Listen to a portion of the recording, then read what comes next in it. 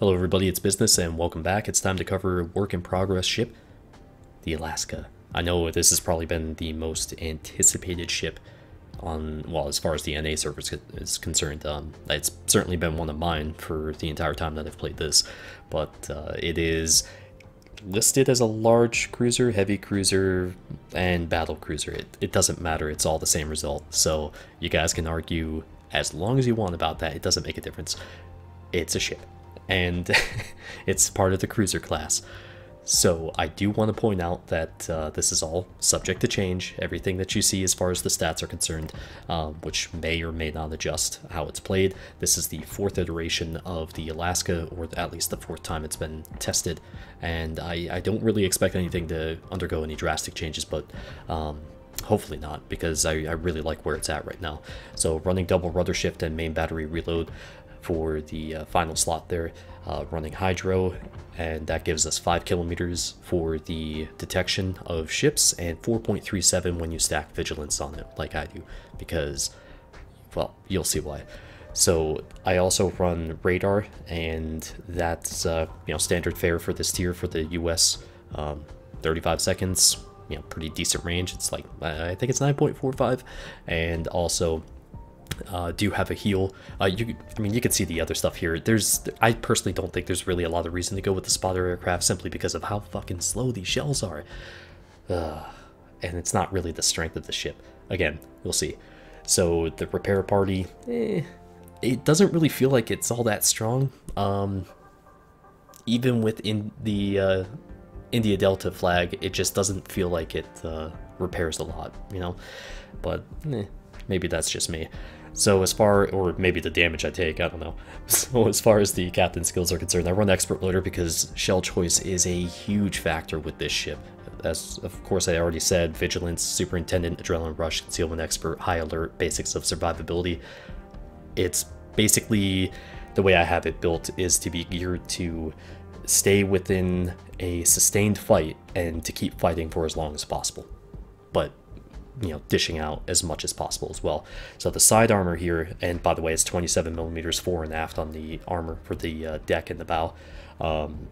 The side armor is not great. So 220 for the main belt, and there's a lower belt of 178. The thickest armor is going to be on the barbettes at 330 millimeters, 325 on the frontal face of the guns.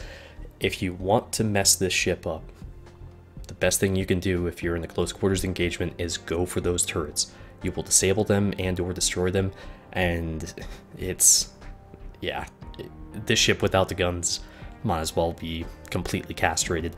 So just taking a look here, taking off some of the layers, you see where the citadel is down the bottom there. It's a really slender citadel. It doesn't extend out too much from the superstructure if looking from over top like this. But you can see how sunken it is, because that's not quite the right term, how deep it is into the bowels of the ship, and that's a huge help for the survivability and being able to push like a son of a bitch in this. So I do have speed flag on. I've got double rudder, so as you can see, some pretty nice stats there. The AA though, holy crap, this is bad. If you're not running defensive fire, don't run any, and I mean anything, to help your AA, because there's no reason to. You're better off putting those points into something that's actually going to help you out. So 17.6 second reload, and that's with adrenaline rush. You could get this down to, I think, a 14.5, 15 second sort of range for your reload, and then if you add Halsey to it, oh boy, you're looking at like 11 or 12 seconds at really low health. But slow shell velocity, 50 millimeters of HE shell pen, which is nice, and also, because of the main battery upgrade, we've got a 34.6 second turret traverse. I wish I could throw expert marksman on here too, but oh well. So I did want to point out too that this is a ship that was actually designed to have minimal torpedo protection, and that's actually a big factor in the survivability or lack thereof at certain engagement ranges. So when the ship was designed, they wanted to keep it under 25,000 tons. At full load, it ended up being around 35,000 tons, and that's still without torpedo protection.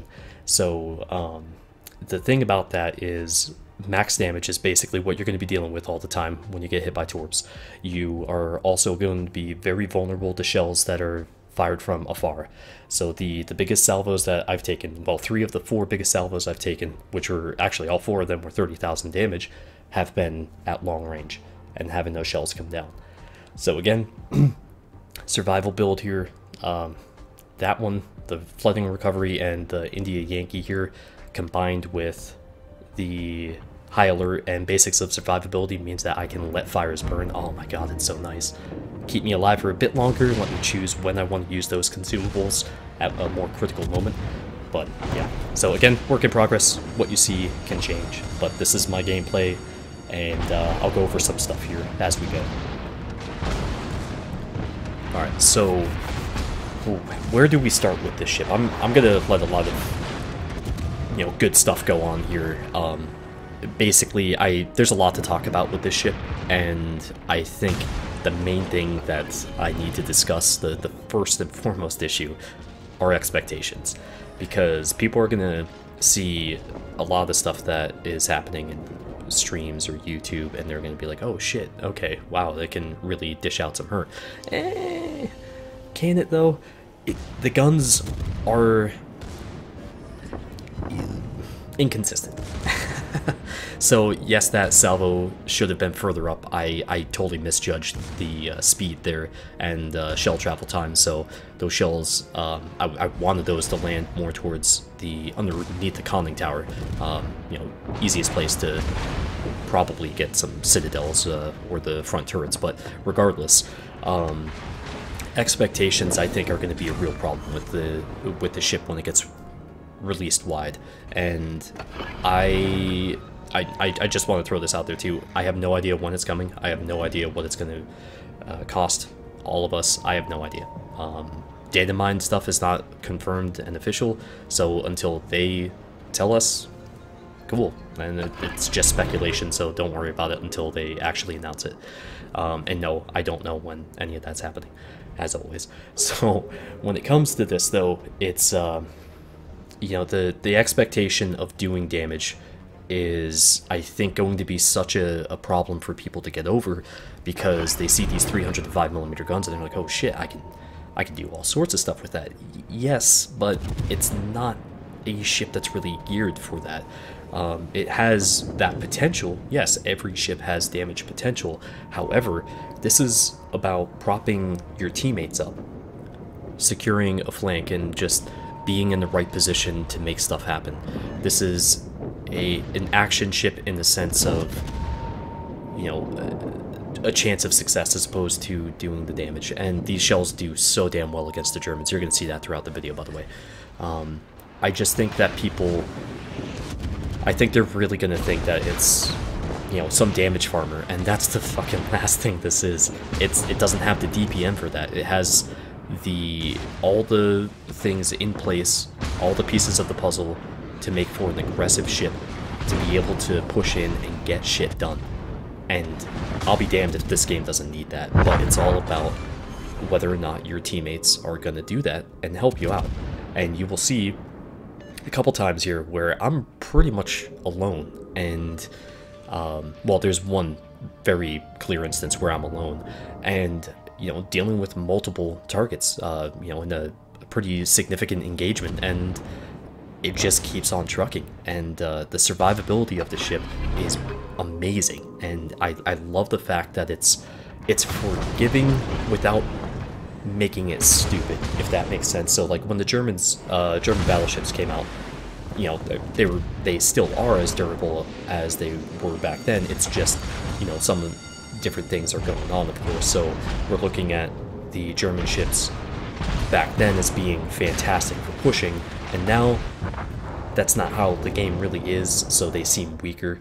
And I think that in that regard, I think that may be something that happens with this ship. People are going to figure it out, how to, you know, fight it and all that stuff, and you know, maybe the survivability is going to go down a bit, but there's still going to be those opportunities and those chances where a push is going to be devastating with this ship.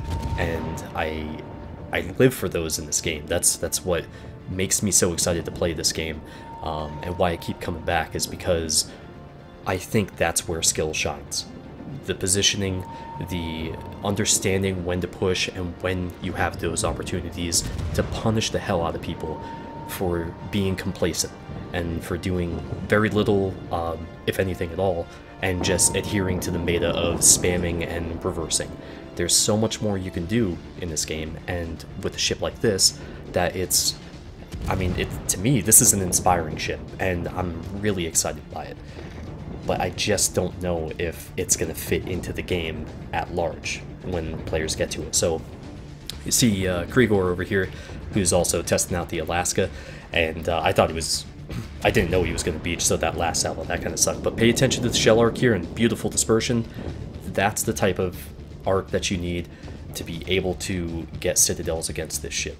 And he did go down. The Kitakaze proved to be really problematic for him. He was talking to me about it later, where the HE, he just did HE salvo after HE salvo, and he just could not kill the Kitakaze, which I've had a bit of a different experience with the HE against destroyers. It's proven to be extremely effective if it hits.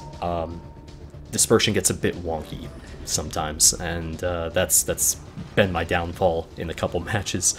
But anyways, so there's a Nelson here, and I am trying to play the concealment card here, but unfortunately that DD to the north had spotted me. So gonna dump a salvo over there against the Iowa, and we're gonna go in hard body karate against this Nelson, who's, I'm not sure if he's gonna go for a ram here or what. So I'm just gonna say screw it, risk it, and start using my heal now because I'm gonna need it. That hurt. So there's about 18,000 damage, and we're gonna get the hit from his third turret. So he did about 30,000 damage, and I returned it in kind. Nice. But it's not over yet. We've got the horn. I couldn't do something like that without the horn, right? But there's still a situation here with the Mahan further south. There's a Baltimore there, or Buffalo, either way. And got the Turpets over here as well, which I'm not entirely sure what his plan is, but gonna put that double rudder to good use here. Slot myself in between these islands and slow down. And remember, it is technically a cruiser, so it doesn't have that same acceleration and deceleration of a battleship. And finally go ahead and pop my hydro and radar. There's the Mahan, who's just steaming along. Poor guy. Doesn't know anything about the effectiveness of the ship as he goes down. But 3 overpens. I didn't know exactly which one I would engage first, whether it was going to be the Turpets or the Mahan, so I just decided to keep my armor piercing ready. Yeah, but moving on to another match here. Check that one out.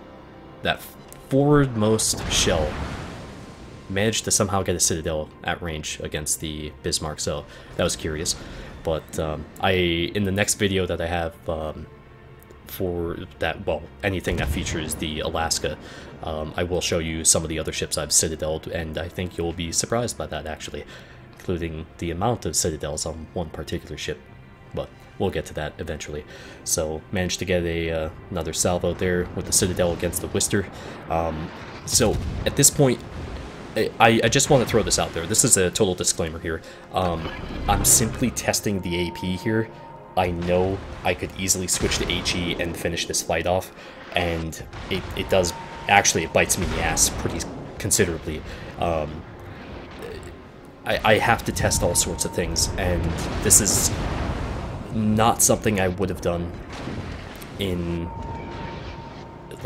any other ship in a regular situation. I would have been using HE here to get rid of the Bismarck here as fast as possible, you know, get him on fire, just get that DOT stacked and start working on it. But enemy Richelieu over here, who's obviously trying to line me up, and he was down to 835 health or something like that before, and yeah, he's still alive. So we got both of these guys here, and you know, they're 15-inch guns, so that bow armor of 27mm is going to be pretty damn important here, as I have one of my turrets disabled, so that looked like it hit the barbette, so that's something to watch out for. So I do aim for the Richelieu's turret. I managed to disable it on that salvo, and going to keep aiming at that turret, but trying to figure out who do I want to shoot. It's probably the Richelieu. And I get nothing. Son of a bitch. So, unfortunately, right now my shells are offset. My turrets, A and B, are offset on the reload, and not really getting anything done at the moment. And kind of annoyed that nobody's really over here to help me out, but I did decide to go this route, so we'll see how it turns out. Managed to dodge some shells there from the Richelieu, finish off the Bismarck. Got a Montana over here, there's a Gearing and Smoke, so I've got my Hydro running. Hopefully that'll be enough to help me out. The Richelieu has gone ahead and popped his heal, so he's back in some sort of fighting condition here.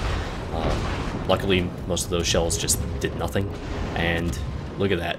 We got another disable there, and there's a Worcester down to the south who's going to be turning back to the north here, so I know I'm going to be getting engaged by him too. Take the risk of going broadside to the Richelieu since I, again, disabled one of his turrets. We got a reload coming up. Aim for the turrets again. Disabled one turret, destroyed another. Yeah, that's pretty fucking gnarly. So this poor guy's been defanged. Actually, I won't say poor guy, it's a Richelieu. He's plenty capable. Take another shot at the turrets, because at this point, why not? We got actually a pretty decent salvo there, you know, all things considered. But not enough to kill him off yet, and the secondaries, don't really, they're not doing anything. They're just bouncing off his battle armor. So just use the one turret, but there we go, switch back to the Worcester with the fronts. See if we have the lead for that. Gotta use our heal. I just pop everything because I figure I'm dead anyways, just in case there's something else that's closer that I don't know about. Turns out that's not the case, but get a little bit of damage there against the Worcester, and going for the full broadside here, bringing my fronts around. And he seems to be wanting to just stick with the straight line warrior aspect of this game. And get those shells underneath the front turrets. Easiest place to get the Citadel, so we got 2 Citadels but no other hits. Kind of sucked there, but oh well. We'll take a couple Citadels, that's all good to me. But again, swinging the front around, trying to get the right lead here, figure out exactly where I want. It looks like he's about to cut speed and turn in, but he continues to stay on his course. And unfortunately, my the 2 front turrets just did nothing there. I just didn't lead them properly, and I figure I'm dead, so might as well go broadside, get that last salvo off, and kapow! Gotcha. So there is another aspect to the survivability of things here that you'll be seeing that is going to be a bit skewed, and that's because it's a ship in testing. So it's kind of hard to be like, I'd really rather see this in like 6 months or a year from now, you know, how people engage this ship, because it's not going to be the same way, you know. Any ship that is in testing is going to get focused way differently than just another ship next to it. It's just not the same thing, and I saw people going well out of their way to try to, you know, get this ship knocked out and all that stuff. It's kind of weird, and it's also kind of shitty too, because at the same time that you're trying to do something on, like, you know, on your team, you may have somebody who's basically getting themselves killed in order to try to do damage to a ship that's in testing, and it's just it's just kind of a weird dynamic, I guess. That's all. So, but considering some of these situations where, you know, the survival is going to be potentially lower than it otherwise would be simply because it's in testing, it's actually pretty goddamn incredible, some of these situations that I've managed to get myself in and then out of. And this game, like, people are just all over pushing together, and this is beautiful. And this is what I'm talking about when I'm discussing the potential of this ship to inflict massive damage to an enemy team by being part of being the tip of the spear, the vanguard of a push. It can do all of that stuff, and it can allow other people a reprieve, you know, to be able to push up and get into, you know, a better position to be able to do some significant damage. So switching finally over to HE here against the Jutland, and we're just pushing the Missouri. Gonna take some damage here. Guess that's not bad at all, as, oh, well, that's an interesting situation to be in. And double rudder's gonna save my ass here as we just kick it out to starboard, and then we start pulling back hard to port here. Make sure that we have a minimal profile against the Missouri, and just secure that kill there against the Jutland. Yay, problem solved there. And now it's just a matter of time here until we can get alongside of the Missouri, if he doesn't die before then. But yeah, switching over to AP, takes some decent damage, but nothing too drastic at all from the Missouri's AP right there. And gonna aim slightly high, not really get anything. Got 2 shell breaks, so 2 of those certainly hit the face of the turret and just shattered against that. But rear turret, best turret. Got a Bismarck coming around, Cyclone. I love this stuff. So Bismarck fires at me, I fire at him, I do about 12,000, he does a few thousand, it's all good. So I'm trying to swing this back around so I can get alongside this Musashi, see if we can get some sweet Citadel action. He just lost a ton of health as Massachusetts is pushing north with me, and torpedoes just wreck the hell out of that dude. So we get a 7,600 damage salvo there against the Bismarck, and got the secondaries finally going off here from the Massachusetts on my port. And it doesn't really seem like it's that bad a reload watching these replays, but sometimes when you're in the thick of things, you're like, oh my god, why isn't this reloading faster? But another decent salvo there as we set up the Massachusetts to get that secure. And then looks like we should see this New Orleans here just a moment, just trying to get that forward speed up. And there he is. Alright. So rear turrets involved, and disregard everything that's going on with the replay, it's just a bug. I use Control X and it doesn't actually translate to the rotation of the turrets in a replay, which is annoying as hell. But that was just a fantastic push, a really solid team effort there, and yeah, I think that's the strength of the ship, and I have more clips to kind of prove that. So I had lost a lot of health here to a Yamato that's just south of their cap. He nailed me across the map for, I think it was about 24,000 or 28,000, something in that range. So I've had to try to figure out what the hell I'm supposed to do here in this situation, because again, I know that under any circumstance that I'm engaging these guys, I'm always at risk of a Yamato trying to get those cross-map shots against me, and that is exactly where, again, as I mentioned before, the ship is incredibly vulnerable. So we finish off the Massachusetts there, the Bismarck is down 2, so now there's 2 DDs over here in the Buffalo, which, actually, probably a good time to discuss this while we have this engagement going. These ships ultimately were a failure, because by the time that they went into service, the reason for them going into service was no longer needed. And for reference, a Baltimore-class cruiser was $40 million per ship. An Alaska-class was $65 million per ship, and this is back in World War II, by the way, and the Iowa was $100 million per ship, and which honestly seems like a relative bargain, given what that thing could do.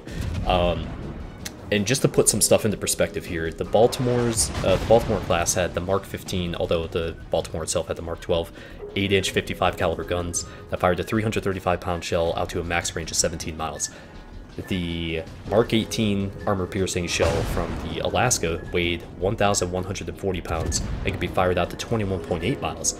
And then the Mark 7 16-inch 50 caliber 2,700-pound Mark 8 super heavy armor-piercing capped shell from the Iowa could be fired out to 24 miles. Holy shit. Wow. And also the Alaska had a 344 shot barrel life. Pretty interesting. So I really didn't expect to survive as long as I have to this point, and with the Shimakaze right there, I'm just trying to set up my jukes. So started off to port and then cut back as hard as I could to starboard and bring the rear turret around with HE loaded to finish off the Buffalo, which is beautiful, and then get the shells going in. Nice damage salvo there with just the fronts against the Shimakaze. This engagement against the Shimakaze, I'm actively trying to aim elsewhere to avoid damage saturation. Didn't really do it on that one, but on that, I did try to get it more towards the front and up high a little bit, see if we could get some splash damage there in some of the other compartments, but thankfully we just didn't have to deal with the damage saturation, which is something that I've been actively... Well, I've just been very cognizant of it when playing this ship, because I feel like with this caliber, when using HE, as we see incoming shells from the Yamato back there, with this caliber, I feel like I'm going to be more susceptible to damage saturation against destroyers than I would in a lot of other ships. But yay! Managed to take out the enemy DD, and sure as hell turned that into a bit more of an interesting fight. So, speaking of interesting, this push, oh my god.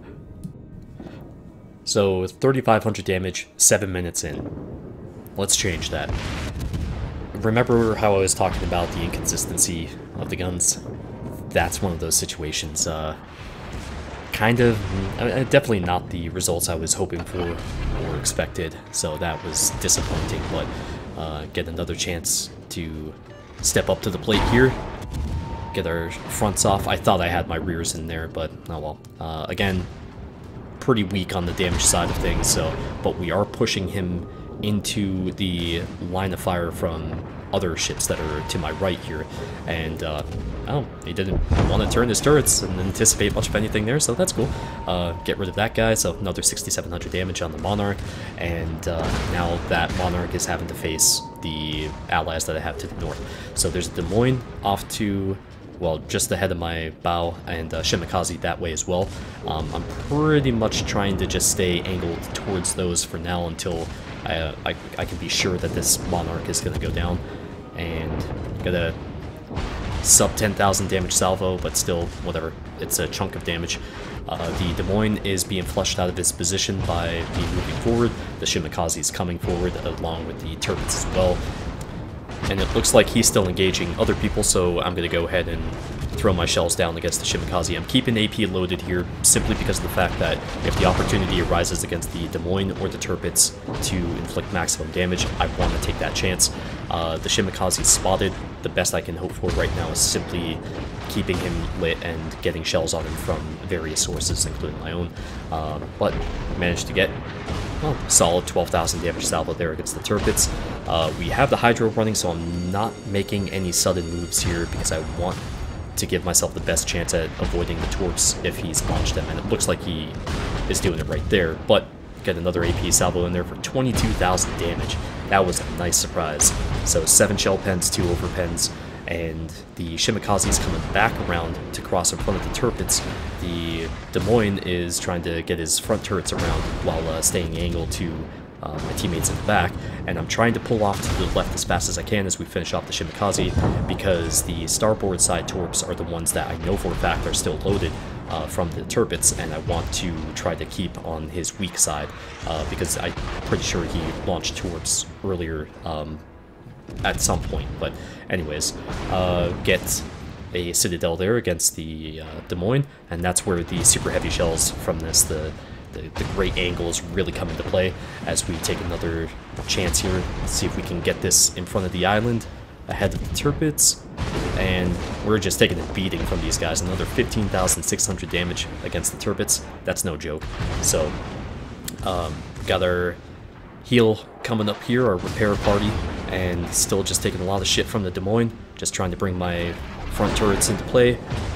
Aim a little high there, tried to get those to come down, and unfortunately that was just a bad shot and or bad dispersion. I didn't really get to see that.